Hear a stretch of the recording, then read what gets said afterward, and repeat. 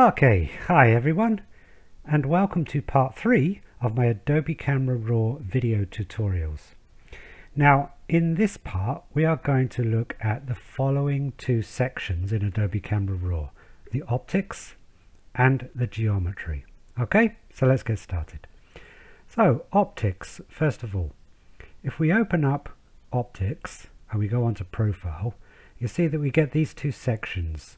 Remove chromatic aberration and use profile corrections. Okay, so let's first look at chromatic aberration. If you're not sure what this is, you're going to see it here. If I can scroll in, I'm going to scroll in as close as possible to this corner of the church, and you'll see this little bit of fringing here, this magenta on the edge. This is chromatic aberration. There's also a tiny bit of cyan there. So typically with one tick you can remove that. If I untick it, there you see it's back again. Tick it, it's removed. This is the simplest way to do it, and pretty much 99% of the time this is all you need to do. But you can do it manually by going down here to defringe, opening up this panel here, and if we untick this, if you want to do it manually, so you've got the purple on, you move that, you see that section there has gone, and you can move the green also. So you can play around with it manually if you want to, but I usually find that in one tick it pretty much gets rid of it. In fact, I have this ticked by default. In my default RAW settings I have this ticked. So for every single image that I work on, as soon as it opens, my remove chromatic aberration section is already ticked, so I don't need to worry about it. So that's chromatic aberration. The next one here are profile corrections. So if we open that, if we tick this, let's go back here. If we tick this, what this will do is it will try to automatically correct any distortion or barrel distortion that's been caused by your lens, particularly if you've used a wide angle lens. On here you can see that I've used a 24mm wide angle lens, and down here in most cases Adobe Camera RAW will be able to read what lens you've got on there. So this is saying that I've got a Canon, it's a Canon EF 24-105 f4L IS USM zoom, which is correct, and this is the profile it's chosen. So it's done this automatically for me. If I untick that, you'll see it goes back like that. So I can simply tick this to automatically correct any barrel distortion.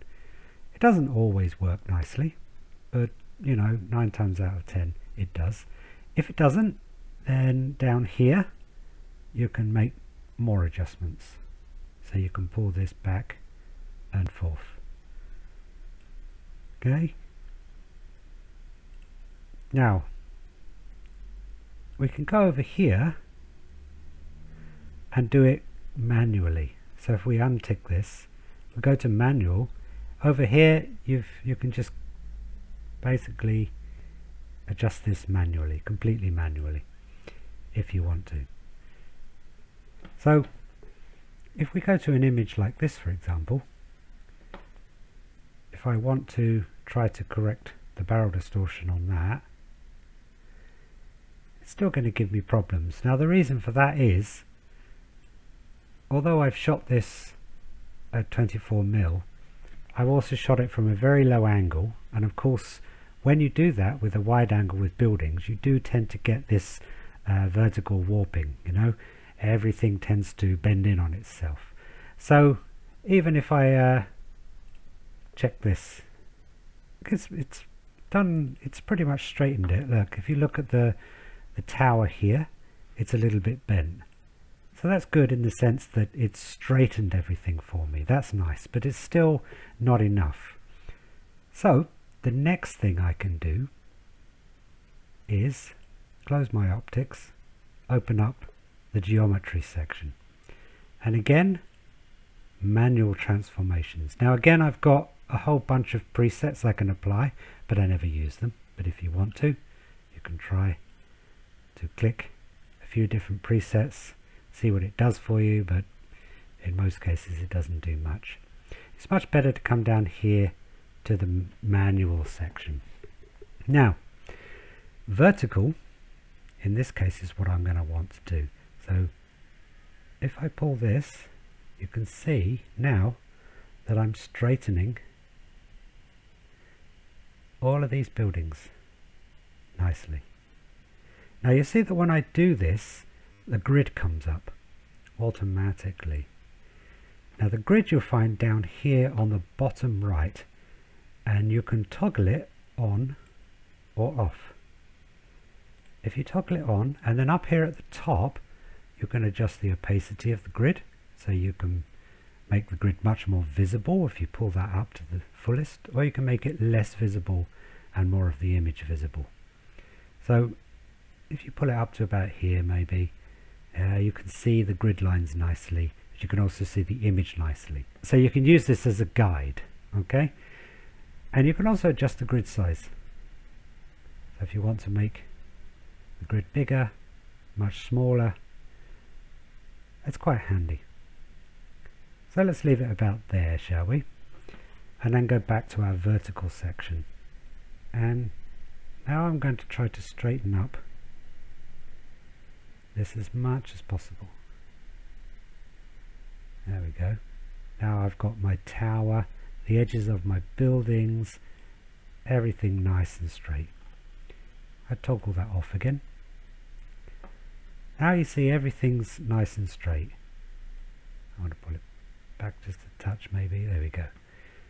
But now you see, of course, I've lost all of this down here. So when you're ever going to do this, and you know that you're going to do some adjustments like this, you want to make sure that you pull back nice and wide so you've got lots of space. Now typically when you do this, the vertical, you lose a lot of the bottom section. You see? And you lose the edges. And you can lose some of the sky too.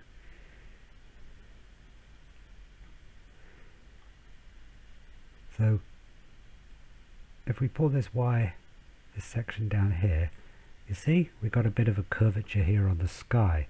So in order to make sure that we pull it up to the right position, now we're pretty close to the top here now, so I might want to pull this down a little bit, bring it back in.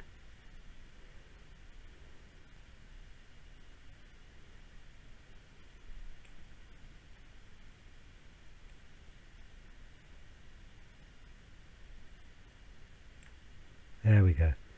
Okay, so now I haven't chopped off the spire on the top of this tower here, but I've got the bottom bit here. Okay, now the other problem I've got, of course, are these edges. So what I can do with that, so we have here a scale, so I can enlarge this to bring all that back in. But again, I've lost the top, so I'm going to need to pull this down again more.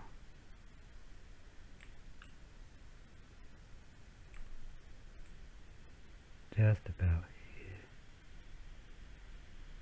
here. Bit of fine tuning. There we go. Yeah, let's just bring that down. Fit in view. Okay, now you can see that by doing that I've lost a lot of all that foreground that I had. So when you do this, you're going to lose some of your image. There's no two ways about it actually. So that's why I say that when you are shooting these things, you are going to have to keep this in mind. Now another option, if I don't want to lose all of that foreground, is to bring that scale back down, just put everything back to 0. Okay, fit that in the screen. Okay, now, obviously I want, say, I want to bring it down so I don't lose the top, just like before. So here, okay, here I've got everything in the frame. The spire of the tower is not cut off. I've got some of the foreground, and this foreground's nice. There's some nice light reflections, patches of light coming down here. So if I don't want to lose that, then my other option is to crop it. So if I go to crop here, then I can just simply pull this in here, pull this in here, and make that my image. There you go. So there are two options really. Either I'm going to have to do some cropping, or I'm going to do some enlarging. So I could choose to lose all of that foreground, or I could choose to crop it into an image like this. But either way, as you can see, these are our options. The horizontal does the opposite. So if you've got any kind of warping that could benefit from this feature, then that will move things horizontally, whereas this one moves things vertically. We can rotate the image like so. Put that back to 0. Yeah, 0. We can adjust the aspect just like the previous one here does, essentially. So typically if you're going to use this, you don't really need these profile corrections, but sometimes ticking them is a good start, as you've just seen here. Offset, okay, you've seen the offset Y, offset X moves it along the X-axis, and offset Y moves it up and down along the Y-axis. So why would we want to use the rotate one? Well, quite simply, sometimes your image has a horizon that's not quite straight. Here's a really old image of mine. Now, if you've ever been out photographing seascapes with a wide angle lens, you'll often see that you get this curvature on the horizon. Now, when you're standing there looking at the sea, you also see that curvature because the Earth is round. Many people recently are debating this, but the Earth is round. There's no question about it. But the thing is that when you put it into a frame, that curvature doesn't always look right. And in order to get a nice, well-balanced composition, you want the horizon of the sea to be nice and straight, and you don't want it to be wonky like it is here. So that's where using our grid comes in. If we look at the grid, you can see here that the horizon slopes off a bit down here. So that's something that I can correct. First of all, by going up here. Okay. Now let's straighten that nicely. Let's go back to a rotate.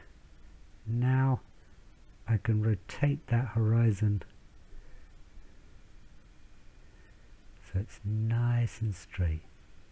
Still a little bit curving, you can see on the edges either side. I'll go back to my optics and make some more adjustments to the distortion. I'll make it 200. That seems to work nicely. Let's go back to rotate again. And I think we've got that nice and straight. Now, I'm going to scale this a bit because I want to get rid of this post here. Now this post here is cut off, so what I'm going to do is scale this a bit. There you go. That improves the composition no end. Now I could have cropped it, that would have been another option, but in Adobe Camera RAW I'm working with the raw data and a 16-bit image, so I can enlarge it a bit and still maintain a lot of the detail. Now this here is actually at an angle, so I'm going to see if I can fix that. There we go. Let's try to find some balance between the two.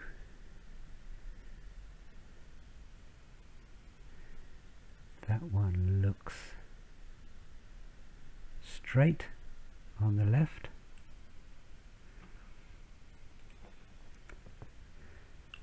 Okay, now if we zoom in, now we can see we got this one nice and straight. Let's zoom in here, and we got this one nice and straight too.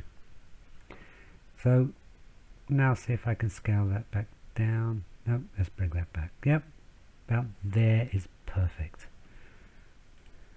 There we go. Now you can see I've got a bit of a gap up here, so I'm going to want to bring my Y offset. I'm going to bring it up